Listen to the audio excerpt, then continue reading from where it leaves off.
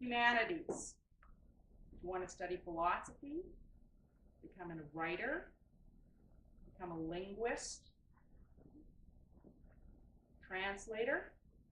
Not a bad choice. Humanities. Grade 12 English, +5 grade 12 URM courses.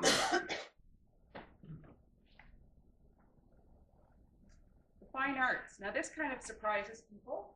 You need English +5 other grade 12 URM courses. You don't need music. You don't need art.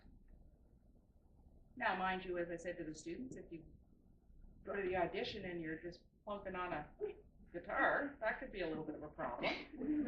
Or you show them your stick drawings. But you're not required to do the grade 12 courses. You can.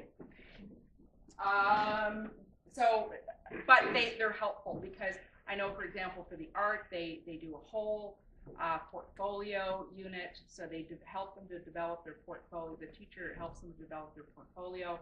I know the music classes, they do a lot of developing your repertoire and honing your skills, but you can do that kind of thing on your own.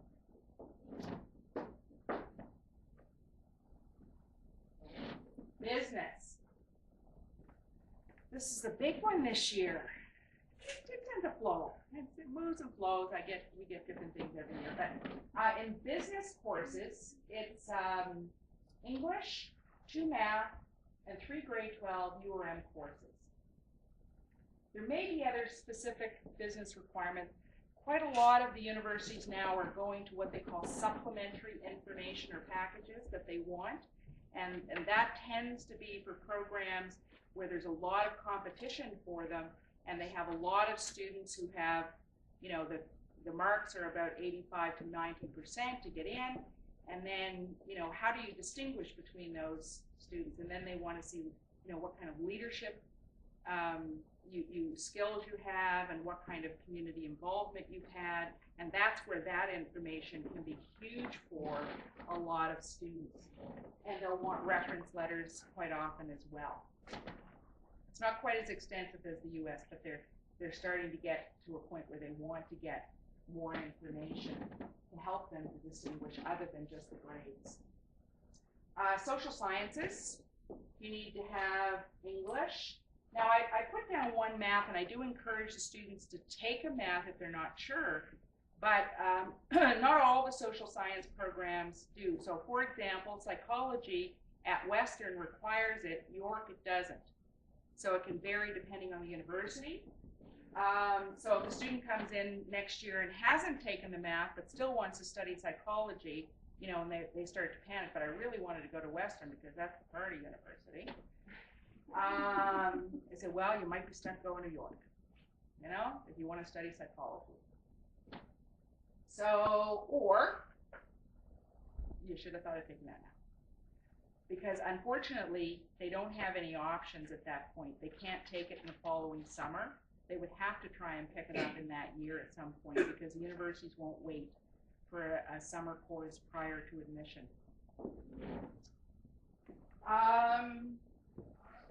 And then 4 other courses. And it doesn't matter. A lot of students say to me, what does it matter? Like, I want to be a lawyer, Ms. Benvie, and I know I have to have that grade 12 law course. After I laughed, say, guess what? There's the law course in high school. It's really a survey course, and yeah, they're not going to ask for that when you go to apply to law. No. So yeah, would it be nice? Yeah, you'd probably do well in it if you're interested in it. But you don't have to have it. Okay? So there's no panics here.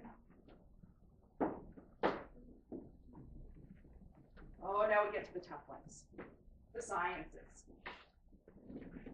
When they went from a 5-year program to a 4-year, I thought these poor science students were going to die.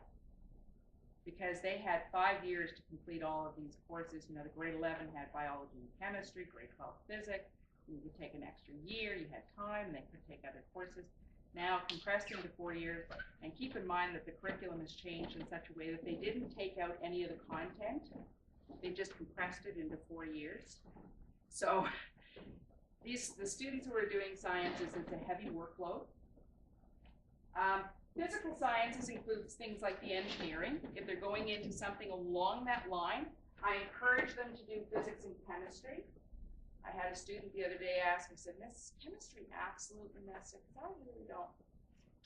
Yeah, you have to have it, unfortunately.